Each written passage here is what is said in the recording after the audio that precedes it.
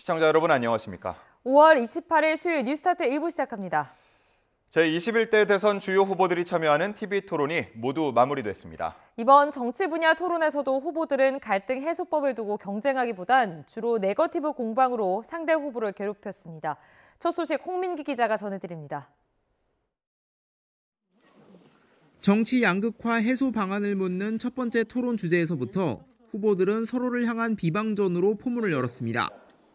국민의힘 김문수 후보는 민주당 이재명 후보의 사법 리스크를 꺼내들며 대통령이 되는 게 맞느냐는 국민 우려가 있다고 비난했습니다. 이렇게 많은 재판을 동시에 받는데 이 재판을 본인이 대통령이 되면은 다 중지시키는 재판 중지법 이런 것도 만들고요. 본인이 뭐 황제도 아니고 황제도 이런 식으로 법을 안 하죠. 이재명 후보는 윤석열 전 대통령 검찰 정권의 조작 기소라며 증거가 없다고 맞받았습니다. 그 수없이 많은 기소는 우리 김 후보님이 속한 이 검찰 정권, 윤석열 정권의 증거 없는 조작 기소의 실상을 보여주죠. 증거가 없잖아요. 김 후보는 또 성남시장과 경기도지사 시절 이 후보의 주변 인물들이 숨진 사례를 열거하기도 했는데 이재명 후보는 검찰의 강압적 수사 때문이고 자신은 커피 한 잔 얻어 마신 적 없다며 김 후보의 불법 정치자금 수수 의혹으로 반격했습니다. 온 주변이 비리와 감옥 투옥되고 또 많은 사람들이 갑자기 수사받다가 죽어버리고 이래가지고 어떻게 대통령 해가지고 제대로 할 수 있는지 지금이라도 저는 사퇴하시는 것이 맞지 않느냐. 그 부정자금 받은 걸로 그 캠프에 있는 아주 가까운 사람 다 처벌받았죠. 그렇죠. 그의 받은 부정해서 수급한 정치자금이 4억이 넘던데 그거 본인은 몰랐다는 이유로 다 처벌을 면했지 않습니까? 개혁신당 이준석 후보는 이재명 후보의 법인카드 유용 의혹을 꺼내들며 협공에 나섰습니다. 2,800만 원어치의 과일을 2년 동안 드셨으면은 2.8톤입니다. 혹시 집에 뭐 코끼리 같은 거 키우십니까? 서로를 향한 난타전이 이어지자 토론 중 이런 말까지 나왔습니다. 제가 변호사인데 이 대선 후보 토론장에 나와 있는 것 같지 않고 마치 법정에 서 있는 느낌이에요. 김 후보는 민주당이 이른바 줄 탄핵을 했다며 이재명 후보가 대통령이 되면 독재를 할 거라고 쏘아붙였고 31명을 이미 탄핵했습니다. 상권 분립을 완전히 파괴하고 상권 장악을 해가지고 완전히 독재를 하겠다고 하는데 이 후보는 사실이 아니라며 이렇게 맞받았습니다. 거부권을 대통령이 41번 행사했습니다. 우리가 탄핵을 30몇 번 했다는데 그 사실이 아닙니다. 13명인가 14명인가 이 정도밖에 안 될 거예요. 이번까지 세 차례 진행된 토론에서 주요 후보들이 비전과 정책 경쟁보단 서로를 겨냥한 네거티브 공방에 집중했다는 지적은 피하기 어려워 보입니다. YTN 홍민기입니다. 정치 분야를 주제로 한 마지막 TV 토론에선 12.3 비상계엄 책임론을 두고도 난타전이 벌어졌습니다. 민주당 이재명 후보는 국민의힘 김문수 후보를 윤석열 전 대통령 아바타라고 규정했고 김 후보는 계엄을 내란으로 단정하는 게 언어 폭력이라고 주장했습니다. 나혜인 기자입니다. 민주당 이재명 후보는 국민의힘 김문수 후보가 장관 시절 다른 국무위원과 달리 계엄 사태에 고개를 숙이지 않았던 점을 문제 삼았습니다.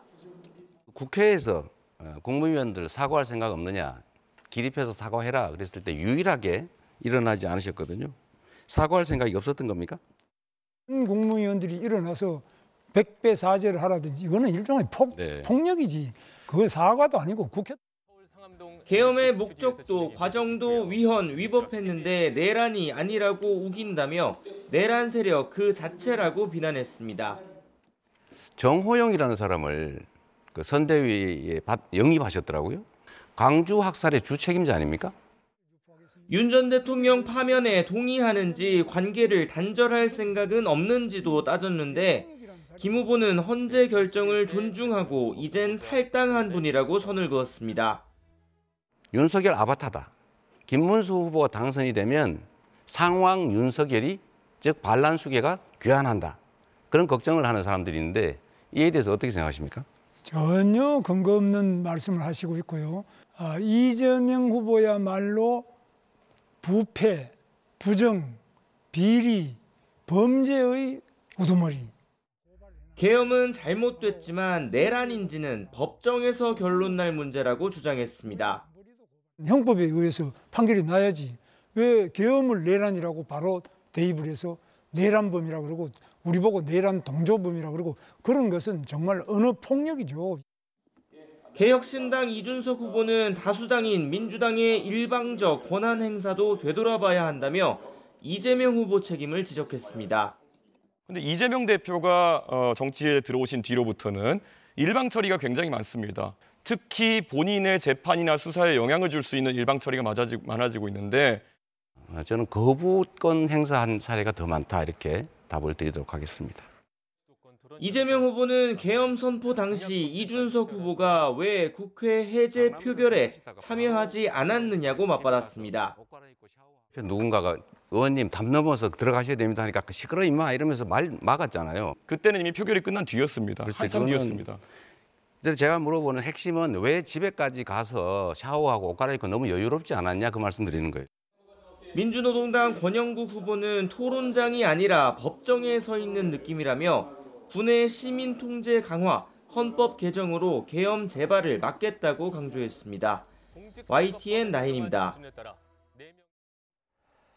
주요 정당 대선 주자들은 마지막 TV 토론에서 지난 총선 때의 위성정당 문제 등을 놓고 이견을 드러냈습니다. 민주노동당 권영국 후보는 국회가 준연동형 비례대표제를 도입했는데 양당이 서로를 핑계 삼아 위성정당을 만들고 정치개혁을 무력화시켰다고 비판했습니다.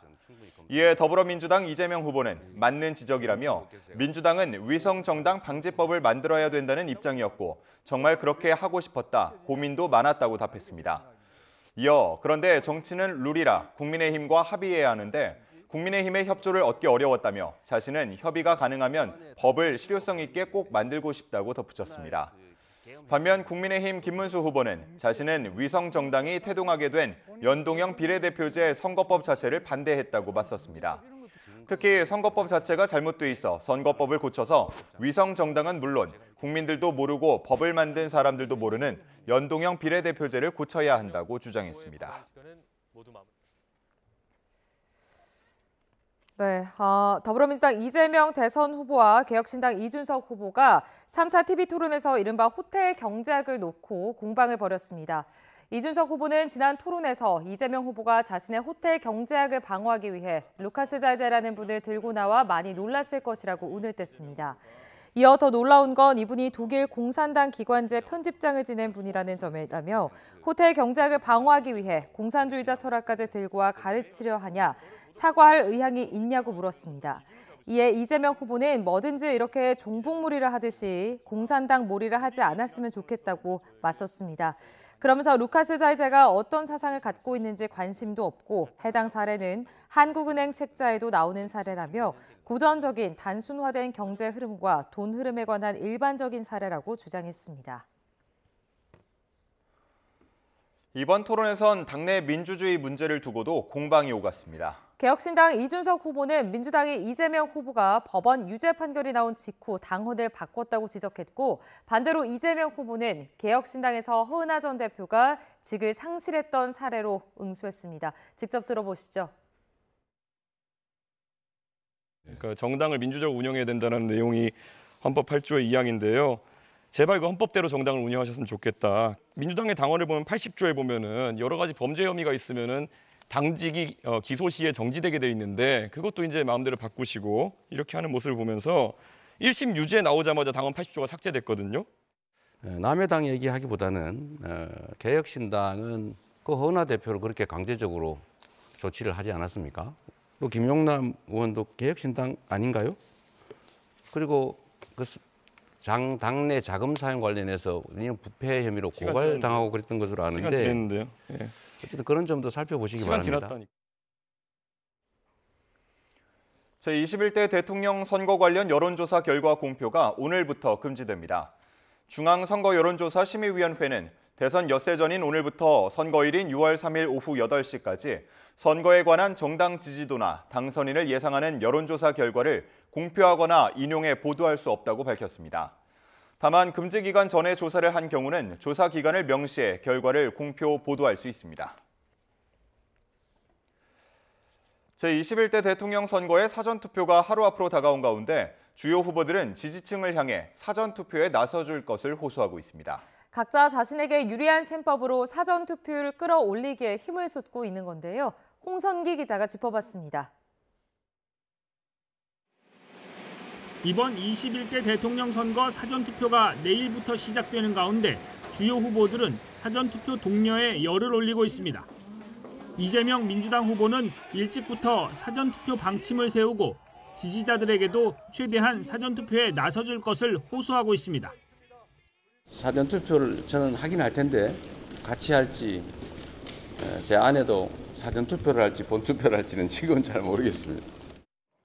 민주당 입장에서는 전통적으로 진보 후보를 지지하는 유권자들의 사전투표율이 높다는 판단 아래 지지층 투표율 끌어올리기에 힘을 쏟는 겁니다. 선거 초반 사전투표 폐지까지 주장했던 김문수 국민의힘 후보도 최근 사전투표를 결정하고 지지층 참여를 호소했습니다. 걱정 마시고 사전투표에 참여해 주시기 바랍니다. 저도 사전투표에 참여하겠습니다. 국민의힘 입장에서는 사전투표율이 가장 높았던 지난 대선에서 보수 후보가 당선됐듯이 사전투표가 진보에 유리하다는 공식은 깨졌다는 판단에서 적극 독려로 방향을 튼 겁니다. 이준석 개혁신당 후보 역시 주요 지지층인 젊은 유권자들의 사전투표를 호소하며 단일화는 절대 없을 것이라는 점을 강조하고 있습니다. 국민 여러분께서 받아보실 투표용지에는 기호 4번 이준석의 이름이 선명히 보일 것입니다. 이번 대선일이 하루만 휴가를 내면 주말 포함 나흘을 쉴 수 있는 징검다리 연휴라는 점에서 본투표율 저하를 우려하는 것도 각 후보 진영에서 사전투표 참여를 호소하는 이유기도 합니다. 후보마다 각기 다른 셈법 속에 사전투표율 올리기에 힘을 쏟는 가운데 이번 대선에서는 사전투표율과 대선 결과가 어떤 상관관계를 보일지도 주요 관심사로 떠오르고 있습니다. YTN 홍선기입니다. 서울 시내버스 노사의 임금 협상이 최종 결렬된 가운데 노조 측은 애초 오늘 새벽 첫 차부터 파업에 돌입하려던 계획을 보류했습니다. 노조 총회를 개최한 결과 파업 유보 의견이 우세했던 건데요. 취재기자 연결해서 자세히 알아보겠습니다. 정인용 기자, 노사 협상 불발과 또 노조 파업 유보 소식 자세히 전해주시죠. 네, 서울 시내버스 노사는 어제 오후 3시부터 막판 교섭에 돌입했지만 이견을 좁히지 못했고 오늘 새벽 0시 10분쯤 협상이 최종 결렬됐습니다. 이에 따라 노조는 오늘 새벽 4시 첫 차부터 전면 파업에 들어갈 예정이었습니다. 하지만 오늘 새벽 2시쯤 버스 노조 63개사 지부위원장들이 모여 총회를 진행한 결과 투표에 참여한 60명 가운데 49명이 유보 의사를 밝혀 파업은 보류됐습니다. 노조 관계자는 YTN과 통화에서 지부위원장들 사이에서 전면 파업에 따른 출퇴근길 시민 피해를 우려해 조금 더 사측과 논의를 해보자는 의견이 많았다고 내부 기류를 전했습니다. 사측은 입장문을 내고 노조의 결정을 진심으로 환영하고 감사한다며 조속히 임단협 교섭을 재개하겠다고 밝혔습니다. 앞서 노사는 통상임금 문제를 둘러싸고 첨예하게 대립해왔습니다. 사측은 지난해 12월 대법원 판결에 따라 정기 상여금을 통상임금에 반영하고 노조의 임금 인상 요구도 수용할 경우 인상폭이 너무 크다며 통상임금을 낮추는 체계 개편을 주장했습니다. 반면 노조는 통상임금 문제는 법원에서 결정할 사안이고 교섭 대상이 아니라며 임금 인상률부터 협상하자고 맞서면서 결국 합의에 이르지 못했습니다. 서울 시내버스 상당수가 노조에 소속돼 있어 파업에 돌입할 경우 출근길 대혼란이 우려됐는데 일단 최악의 상황은 피할 수 있게 됐습니다. 다만 노사 간 향후 협상 상황에 따라 파업이 다시 현실화할 가능성은 여전히 남아 있습니다. 이런 가운데 역시 협상을 진행 중이던 부산과 경남 창원에서도 노사가 간극을 좁히지 못하면서 오늘 새벽 첫 차부터 노조 측이 파업에 돌입했습니다. 지금까지 사회부에서 전해드렸습니다. 경기 시흥에서 2명을 살해하고 2명에게 흉기를 휘두른 혐의를 받는 50대 중국인 차철남이 구속 상태로 송치됐습니다. 경찰은 차철남이 흉기 필수 피해자들에 대해서도 살해 의도가 있었다고 봤습니다. 김희영 기자가 취재했습니다. 살인과 살인 미수, 절도 혐의를 받는 차철남이 구속 엿새 만에 검찰에 넘겨졌습니다. 사철남은 피해자들에게 할 말 없는지 등 취재진 질문에 아무런 대답을 하지 않았습니다. 아직도 우발적으로 흉기 휘둘렀다고 주장하세요? 추가 범죄 계획 있으셨거나 피해자분들한테 하실 말씀 없으세요? 경찰은 송치에 앞서 수사 결과를 발표하면서 사철남이 이달 초 범행을 계획하고 살해한 중국인 형제뿐 아니라 흉기 피습 피해자들도 살해하려 한 것으로 보인다고 밝혔습니다. 형제들을 살해하고 3차, 4차 범행할 때까지 계속 주변을 배회했었던 점, 그리고 미리 준비했었던 흉기를 범행 전에 3차, 4차 전에 버리지 않았던 점을 토대로 저희. 사철남은 중국인 형제에게 빌려준 3천만 원을 돌려받지 못하자 이용당했다는 생각에 살해하기로 마음먹고 흉기를 구매한 것으로 조사됐습니다. 이후 지난 17일 이들을 둔기로 살해한 뒤 인생이 끝났다는 생각에 이틀 뒤 평소 불만이 있던 편의점 주인과 집주인에게도 흉기를 휘두른 것으로 파악됐습니다. 다만 사철남이 빌려줬다는 돈을 중국인 피해자들에게 계좌 이체한 내역은 확인되지 않았는데 사철남은 중국 돈을 건넸다고 주장하고 있다고 경찰은 설명했습니다.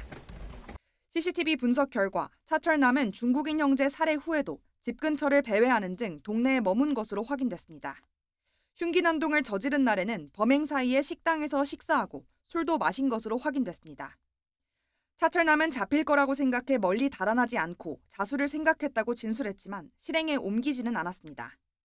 프로파일러 4명을 투입해 면담을 진행한 경찰은 검사 결과 사철남이 사이코패스는 아닌 것으로 진단됐다고 설명했습니다.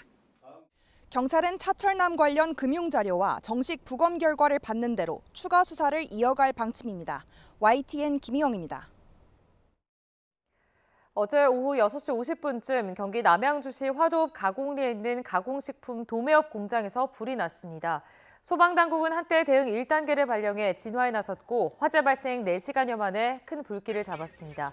불이 났을 당시 공장 직원들이 모두 퇴근해 다친 사람은 없었고 공장 건물 5개 동이 모두 탄 것으로 파악됐습니다. 다만 건물이 샌드위치 패널 구조인데다 붕괴 위험이 있어 불을 완전히 끄는 데에는 시간이 더 걸릴 것으로 보입니다. 한 줄 뉴스입니다. 지난 22일 서울 강남에서 지인에게 흉기를 휘두르고 도주한 20대 남성이 사건 닷새 만인 경찰에 자진 출석해 체포됐습니다. 경기 남부경찰청은 경기도 화성에 있는 민간 어린이집 보육교사가 5살 남자아이 3명을 폭행했다는 신고를 받고 수사에 착수했습니다. 인천 강화경찰서는 파킨슨병을 앓는 60대 환자를 여러 차례 때린 혐의로 60대 요양보호사 4명을 입건해 조사하고 있습니다. 피해자는 TV 채널을 바꿨다는 이유 등으로 폭행당했다고 진술했는데 요양보호사들은 부인하고 있는 것으로 전해졌습니다. 경기 남양주 북부경찰서는 운행 중인 버스 운전자를 폭행하고 신고를 받고 출동한 경찰관까지 때린 혐의로 60대 남성 A씨를 현행범으로 체포했습니다. 가짜 증권사 사이트 100여 개를 만들어 스팸 문자로 투자자를 끌어모은 뒤 1,000억 원이 넘는 투자금을 가로챈 일당이 재판에 넘겨졌습니다. 위조된 사우나 할인권을 판매해 돈을 가로챈 일당이 구속 상태로 검찰에 넘겨졌습니다. 연인 관계였던 이들은 업주 몰래 할인권을 60여 명에게 판매해 7천만 원을 빼돌린 것으로 드러났습니다. 더불어민주당 이재명 대선 후보가 아주대에 방문한 날 대학 익명 커뮤니티에 이 후보에 대한 흉기 테러를 청구하는 취지의 글을 올린 남성이 경찰에 자수했습니다. 지금까지 한 줄 뉴스였습니다. 트럼프 행정부가 유학생에 대한 소셜미디어 심사 의무화를 추진하고 있다는 보도가 나왔습니다. 네, 제도가 마련될 때까지 전 세계 유학생 비자 인터뷰를 일시 중단하라는 지시가 내려진 것으로 알려졌습니다. 워싱턴 연결해서 자세한 내용 알아보겠습니다. 권중기 특파원, 미국 국무부가 전 세계 유학생 비자 인터뷰를 중단할 것을 지시했다고요? 그렇습니다. 미국 정치 전문 매체인 폴리티코가 보도한 내용입니다. 유학생 사상 검증을 위해 소셜미디어 심사 의무화를 추진하면서 당분간 비자 인터뷰를 잡지 말 것을 국무부가 전 세계 공관에 지시했다는 내용입니다. 폴리티코는 마코 루비오 국무장관이 서명한 외교 전문을 입수해 이같이 보도했는데요. 인터뷰가 중단되는 비자는 유학 비자인 F비자와 직업교육 비자인 M비자, 방문학자를 위한 제2비자인 것으로 전해졌습니다. 다만 이미 예약된 인터뷰는 예정대로 진행될 것이라고 폴리티코는 전했습니다. 국무부는 이 보도 내용을 부인하지 않았습니다. 아직 공개적으로 논의된 내용은 아니지만 전문이 보도됐다면 유출된 내용일 거라고 대변인은 말했습니다. 네, 최근 불거진 트럼프 대통령과 하버드대 간의 갈등의 연장선인가요? 그렇습니다. 결국 반유대주의 운동에 가담한 학생을 걸러내겠다는 의도로 보입니다. 폴리티코는 외교 전문에 테러리스트 차단과 반유대주의 대응을 목표로 하고 있다고 전했습니다. 지금까지는 일부 학생을 대상으로 SNS 검증을 실시했는데 기준이 모호하다는 지적이 나온 만큼 대상을 모든 유학생으로 확대한다는 겁니다. 국무부는 어떤 외국인을 받고 또 어떤 외국인을 받지 않을지 판단하기 위해 모든 수단을 사용해야 한다며 SNS 검증에 문제가 없다는 입장을 밝혔습니다. 직접 들어보시죠.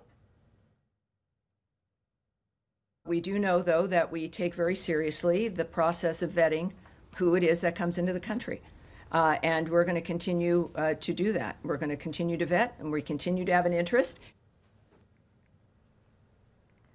네, 또 하버드대에 돈줄을 줄기 위해 미국 정부가 각종 계약을 해지할 거란 보도도 나왔죠. 그렇습니다. 어제 트럼프 대통령이 하버드대에 주는 보조금 30억 달러를 회수하겠다고 말한 데 이어 이번엔 정부와 체결한 계약을 재검토할 거라는 보도가 나왔습니다. 하버드대가 반유대주의와 입학 전형 과정에서의 인종차별에 관여했다며 이 같은 방침을 전달했다는 겁니다. 조달청은 조건을 충족하지 못했다고 판단하는 계약을 적절히 해지할 것을 권고했습니다. 하버드대가 연방정부와 체결한 각종 계약 규모는 1억 달러, 우리 돈으로 1,400억 원에 달해 이 같은 조치가 취해지면 하버드는 재정적 압박을 받게 될 것으로 예상됩니다. 지금까지 워싱턴에서 전해드렸습니다. 오늘의 주요 경제 일정입니다. 통계청이 3월 인구 동향을 발표합니다. 월별 출생아 수와 혼인 건수 증가세가 계속될지 관심이 쏠리는데요. 월별 출생아 수는 지난 2월까지 8개월째, 혼인 건수는 11개월째 증가했습니다. 미국발 관세 전쟁으로 글로벌 보호 무역주의가 강화한 가운데 정부가 통상 법무 관련 정책 포럼을 엽니다. 정인교 통상교섭본부장 주재로 경제 안보와 관련한 각국의 무역 조치들을 살펴보고 우리 산업 보호 방안을 논의할 전망입니다. 한일 경제계는 국교 정상화 60주년을 맞아 공동 성명을 발표합니다. 한일 경제계 인사 등 300여 명은 서울 소공동 롯데호텔에서 이틀째 한일 경제인 회의를 열고 산업 분야별 양국의 협력 방안 등을 논의합니다. 이후 채택될 새로운 한일 파트너십 공동 성명에는 미래 세대를 위한 구체적인 미래의 협력 방안 등이 담길 예정입니다.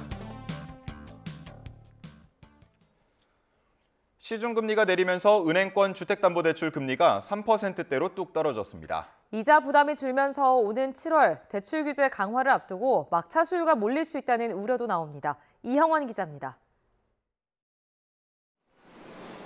은행권 가계대출 금리는 5달째 내림세입니다.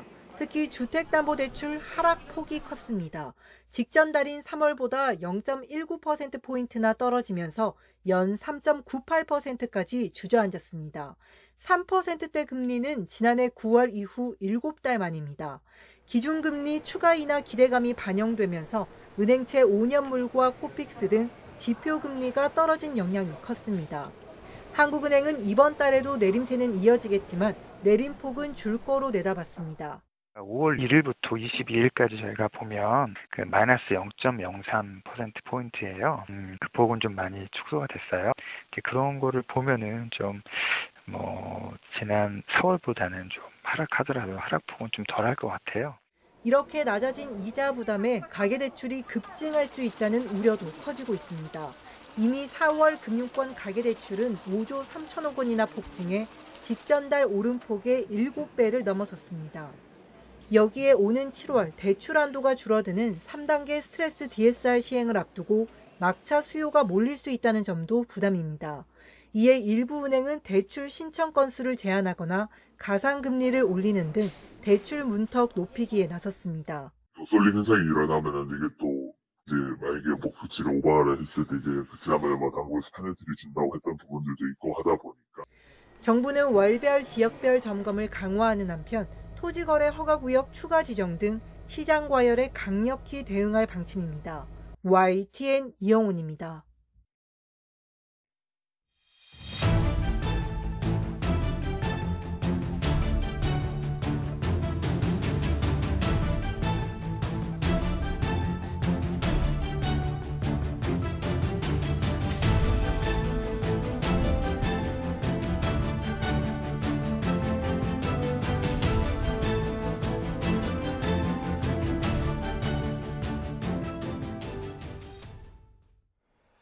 국민의힘 김문수 후보는 민주당 이재명 후보의 당대표 시절 국무위원을 포함해 31명이나 탄핵했다며 이 후보가 대통령이 되는 건 괴물 독재의 신호탄이라고 맹비난했습니다. 반대로 이재명 후보는 윤석열 전 대통령이 거부권을 무려 40여 차례나 행사했다고 맞받았습니다. 직접 들어보겠습니다. 이재명 후보는 입법부의 다수 정당인데 이것을 발판으로 해서 대통령도 탄핵하고 총리도 탄핵하고 감사원장도 탄핵하고 대법원장까지 탄핵하겠다고 31명을 이미 탄핵했습니다. 그래서 대법원장 특검하고 또 탄핵하고 청문회 하겠다고 합니다. 이게 바로 우리 이재명 괴물 정치, 괴물 독재의 신호탄입니다. 민주당 보고 독재한다 이런 얘기 하는데 거부권을 대통령이 41번 행사했습니다. 지금 우리가 탄핵을 30몇 번 했다는데 그 사실이 아닙니다. 13명인가 14명인가 이 정도밖에 안 될 거예요. 그리고 대통령 탄핵해야 마땅하지 않습니까? 국무총리 헌재 재판관 임명을 안 해가지고 탄핵을 기각시키려고 하는데 당연히 탄핵해야죠. 당연히 계엄의 요건을 엄격하게 강화해야죠. 그리고 대통령의 거부권도 제한해야 됩니다. 대통령 권위 시 국무총리가 권한대행이 되는 것이 정당한지를 두고도 공방이 오갔습니다. 권영국 민주노동당 대선 후보는 대통령 권한대행은 국무총리가 아닌 선출직인 국회의장이 맡아야 한다고 주장했고, 이를 두고 김문수 국민의힘 대선 후보는 행정을 전혀 이해하지 못하고 있다고 비판했습니다. 직접 들어보겠습니다. 계엄 요건 강화를 위해서 앞으로 계엄 선포 시 국회 사전 사후 동의를 반드시 받아야 한다고 보는데 후보님 입장 어떻습니까? 계엄은 기본적으로 군사상의 여러 가지 조치이기 때문에 경찰력으로 안 될 때만 계엄을 해야지 계엄 네. 자체가 발동되면 자, 그만하시고 네. 평시 계엄을 얘기한 겁니다. 네. 사전 동의, 사후 동의에 대해서 강화할 생각이 있습니까 없습니까? 국회 동의보다는 기본적으로 계엄 자체를 발동하는 것은 매우 엄격하게 제한돼야 된다고 생각합니다. 대통령 탄핵 시에 직무대행은 한덕수 같은 국무총리가 아니고 선출직인 국회의장으로 바꿔야 한다고 보는데 어떻게 생각하십니까? 그건 행정에 대한 기본이 안 된 질문입니다. 기본이 안 되고요. 아니, 선출직에 대통령이라는 것은 국회의장처럼 사회보는 자리가 있습니다. 아니고 행정의 책임자입니다. 한덕수라는 사람은 윤석열 대통령이 임명한 아바타 같은 사람이었어요. 제2의 윤석열이었단 말이죠. 이런 사람에 대해서 계속적으로 권한대행하게 되면 국민들이 얼마나 스트레스 받았습니까? 권영국 후보님이 그렇게 헌법에 대해서 그렇게 멀리 이해한 분이 어떻게 변호사가 되는지 저는 이해할 수가 없습니다. 헌법을 모르다니요. 그건 말을 좀 아니, 헌법에 가려서 하십시오. 더불어민주당 이재명 대선 후보는 국민의힘 김문수, 개혁신당 이준석 후보가 이른바 내란 단일화를 하게 될 것이라고 말했습니다. 이 후보는 3차 TV토론을 마친 뒤 기자들과 만나 이들에겐 국민의 이익보다는 정치적 이익이 더 중요한 것으로 보이기 때문에 이익을 극대화하기 위해 단일화를 할 것이라고 주장했습니다. 그러면서 자칫 내란 세력이 복귀할 수 있고 김문수란 아바타를 통해 상황 윤석열이 화려하게 귀환할 수 있다는 점을 국민이 기억해달라고 덧붙였습니다. 개혁신당 이준석 대선 후보가 국민의힘 김문수 후보와의 단일화 여부를 두고 만날 계획이 없다고 강조했습니다. 이 후보는 마지막 TV토론이 끝난 뒤 기자들과 만나 김 후보로부터 만남을 제안받은 바 없다며 이같이 말했습니다. 또 이재명 후보는 사법 리스크보다 외교 안보 리스크가 더 심각하다고 평가하며 대통령이 대북 송금에 연루돼 있으면 외교 자체가 흔들릴 수밖에 없다고 주장했습니다. 대선이 끝난 다음 날인 6월 4일, 당선된 대통령의 첫 지시는 무엇이 될까요? 네, 이미 대선 후보들이 저마다 약속을 내놨는데 양대 정당의 약속엔 경제 살리기라는 공통 분모도 엿보입니다. 이준엽 기자가 살펴봤습니다. 민주당 이재명 대선 후보가 약속한 대통령 1호 지시는 불황과의 일전을 위한 비상경제 대응 TF 구성입니다. 경기 침체가 장기화한 만큼 민생경제 대책만큼은 각 부처 체계를 뛰어넘어 지휘자와 실무자를 한데 모아놓고 즉시 마련하겠다는 겁니다.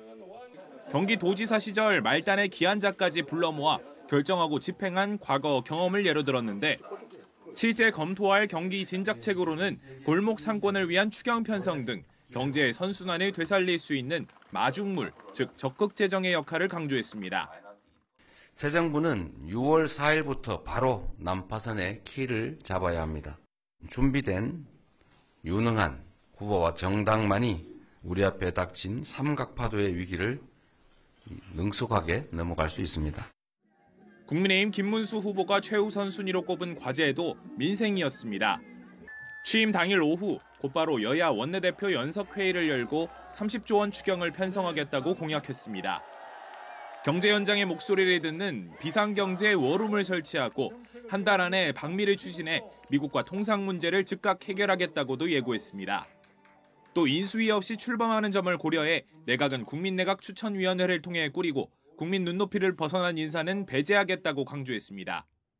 국민 여러분의 선택을 받아 대통령에 당선되면 무엇보다 시급한 민생 현안을 살피는 데 주력하겠습니다.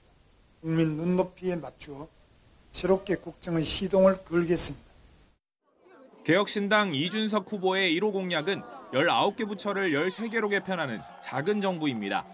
다만 취임 직후 곧바로 세종시에 의사당과 대통령 집무실을 설치하는 작업을 시작하겠다고 밝힌 바 있습니다. 이재명, 김문수 두 후보는 만사를 제쳐두고 경제부터 챙기겠다는 것은 물론 추경을 편성하겠다는 강론에서도 큰 차이가 없었습니다. 그만큼 민생이야말로 표심을 좌우할 무당층과 중도층을 망라할 최대 관심사라는 분석이 지배적입니다. YTN 이준엽입니다. 경찰 비상계엄 특별수사단이 한덕수 전 국무총리와 최상목 전 경제부총리를 출국 금지 조치했습니다. 경찰은 윤석열 전 대통령 등의 비화폰 정보가 삭제된 사실도 확인했는데 지시자는 특정되지 않았지만 수사 결과에 따라 윤 전 대통령에게 증거인멸 교사 혐의가 추가 적용될지도 관심입니다. 신규혜 기자가 보도합니다.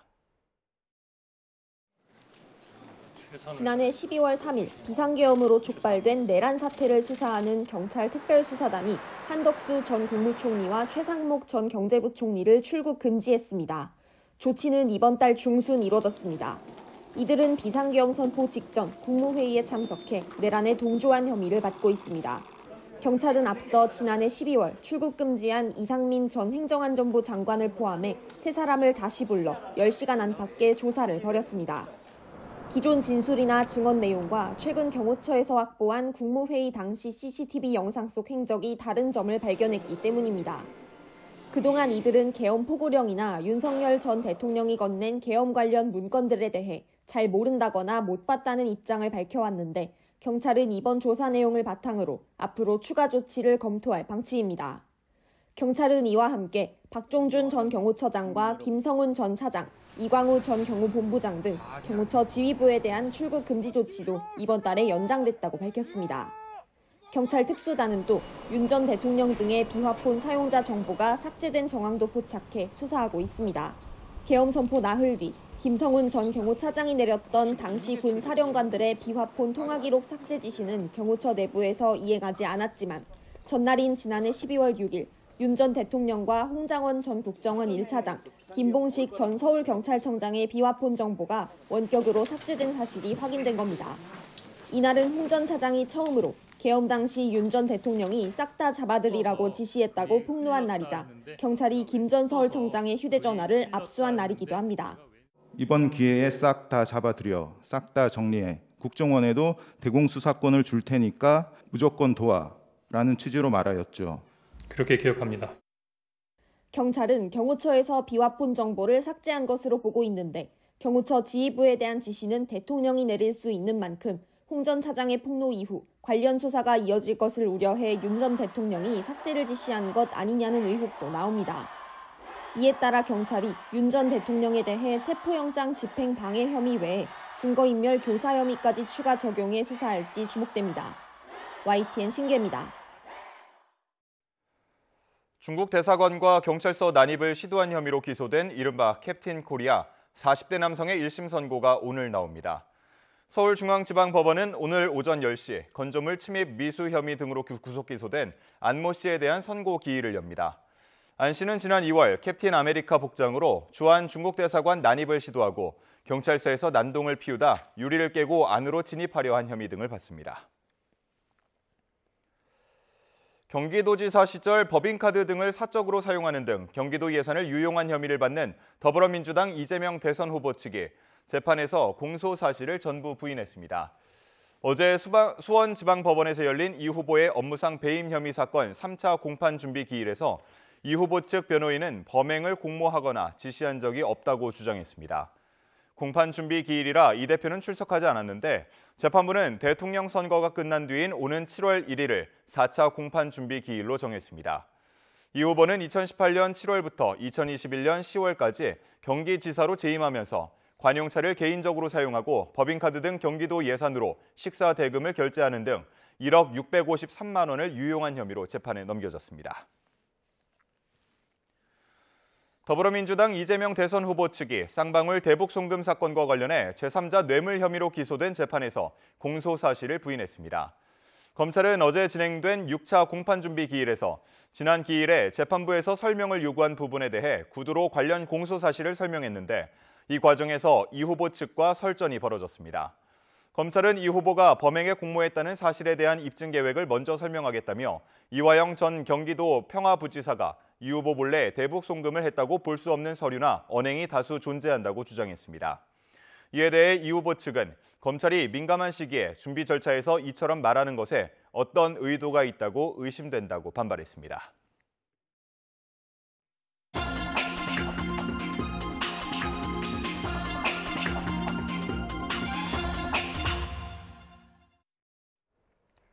오늘의 글로벌 픽입니다.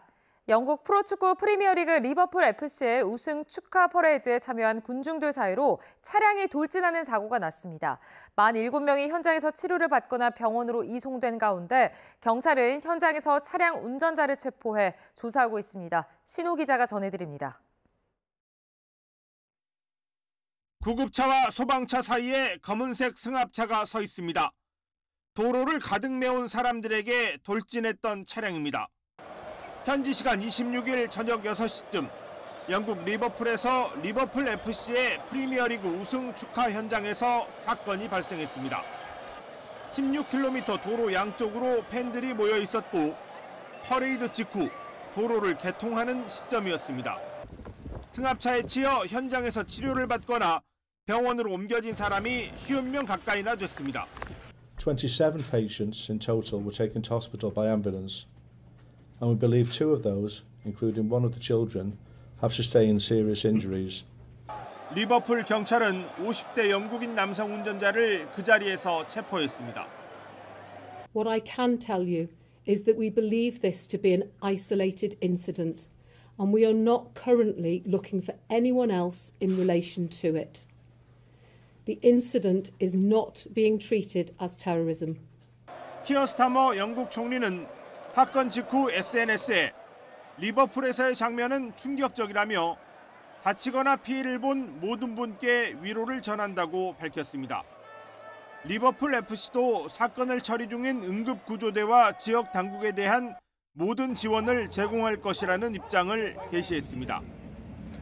이번 축하 퍼레이드는 프리미어리그 우승을 확정한 리버풀 FC가 팬들과 함께 우승을 축하하기 위해 대규모로 개최한 행사였습니다. YTN 신호입니다. 앞서 보신 것처럼 잉글랜드 프리미어리그 리버풀의 우승 축하 퍼레이드에서 군중을 향해 승합차를 몰고 돌진한 범인이 약물에 취한 상태였다고 영국 언론들이 보도했습니다.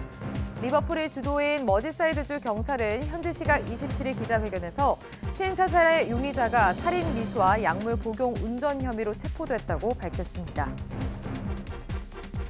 현지 시각 27일 오전 11시 57분 중국 동부 산둥성 화학공장에서 발생한 폭발 사고로 현재까지 10여 명의 인명피해가 났다고 현지 매체들이 보도했습니다. 인터넷에 올라온 현장 영상을 보면 짙은 연기가 100m 높이로 피어오르고 폭발의 충격으로 공단 주변의 상가의 유리창이 깨져버렸습니다. 지금까지 글로벌픽이었습니다. 천년의 전통을 이어온 강릉 단오제가 어제 개막했습니다. 올해는 유네스코 인류무형문화유산 등재 20주년을 맞아 더욱 다채로운 행사가 펼쳐지고 있습니다. 송세혁 기자가 다녀왔습니다. 가면을 쓴 배우들의 익살스러운 연기에 웃음과 박수가 절로 나옵니다. 조선시대 관청 노비들의 탈놀이 관노 가면극. 대사 없이 몸짓과 춤만으로 이야기를 풀어내는 국내 유일의 무언 가면극입니다. 그네트에선 하늘을 향해 힘껏 발을 구르고 투호를 던지며 전통 놀이의 묘미도 즐깁니다.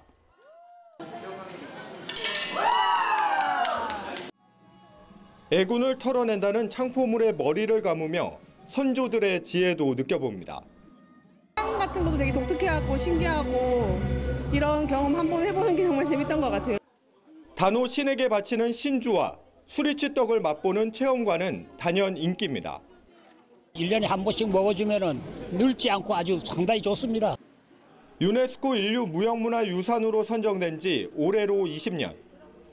그동안 강릉 단오제의 전승 과정을 보여주는 역사관도 마련됐습니다.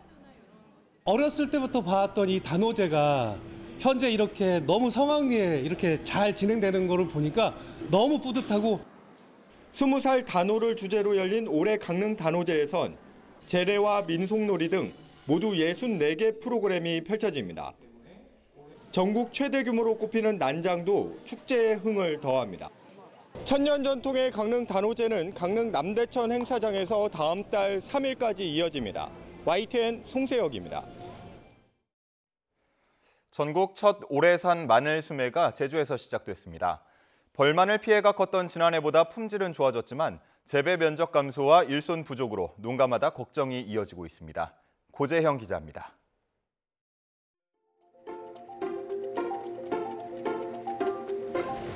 마늘도 잘 말랐어. 수확한 햇마늘을 가득 실은 트럭이 선별소로 들어섭니다. 무작위로 마늘을 꺼내 등급을 나누며 품질을 확인합니다. 다행히 오래산 마늘은 지난해보다 품질이 좋습니다. 수매 가격도 지난해보다 킬로그램당 500원 올랐습니다. 상품 수매가는 1kg당 4,300원이고 깐마늘 도매 가격도 1kg당 9,000원에 육박합니다. 하지만 가격이 오르면서 수입 물량 유입에 대한 걱정도 커지고 있습니다. 정부에서는 9,000원 이상 가면은 심각 단계로 인해가지고 수입을 한다고 하는데 우리 수확 시기만큼은 그 수입을 하지 말아줬으면 하는. 김치, 양념 등에 많이 쓰이는 남도종 마늘의 주산지인 제주에서는 재배 면적이 줄고 있습니다. 갈수록 심화되는 기후변화와 고질적인 일손 부족 문제 때문에 마늘 농사를 놓는 농민들이 매년 늘고 있습니다. 이런 가운데 일부 농가들은 파종과 수확을 기계화해 노동력을 줄이고 재배 면적 확대를 시도하고 있습니다. 같이 했던 분이 5,000평 하던 사람이 아마 원래는 10,000평 심었을 거예요. 그만큼 기계로 하기 때문에 훨씬 단위 면적은 좀 늘어나고 있다. 제주의 마늘 농사는 가격과 품질 모두 회복세를 보이고 있지만 기후와 노동력 문제 해결이 과제로 남았습니다. YTN 고재영입니다. 나날이 여름 기운이 짙어가고 있습니다. 오늘도 어제만큼 더운 날씨가 예상되는데요. 다만 아침 저녁으로는 아직 기온차가 크게 벌어져서 출근길에는 얇은 겉옷 정도 챙겨주시는 게 좋겠습니다. 아침까지 인천과 경기 서해안, 충북 서해안에는 약한 빗방울이 떨어지는 곳이 있겠습니다. 낮 동안은 강한 볕이 내리쬐면서 대부분 지역의 자외선 지수가 높게 치솟겠고요. 또 오존 농도도 짙게 나타나겠습니다. 또 오늘은 전국에 소나기 소식이 있습니다. 오전부터 경기 동부와 강원, 경북 북동 산간을 시작으로 오후부터 밤 사이에는 서울과 충북, 호남 동부와 영남에도 5에서 50mm의 소나기가 지나겠습니다. 일부 지역에서는 벼락과 돌풍, 우박을 동반해 요란하게 내릴 걸로 보여 각별히 안전사고에 주의해 주셔야겠습니다. 현재 기온은 서울이 16.5도, 대구는 15.2도로 비교적 선선하게 출발하고 있습니다. 한낮에는 서울 기온이 26도, 대전과 대구 28도로 낮 동안 초여름 더위가 이어지겠습니다. 내일도 동쪽 지역을 중심으로는 소나기가 내리겠고요. 주 후반으로 갈수록 날은 더 더워질 전망입니다. 날씨였습니다.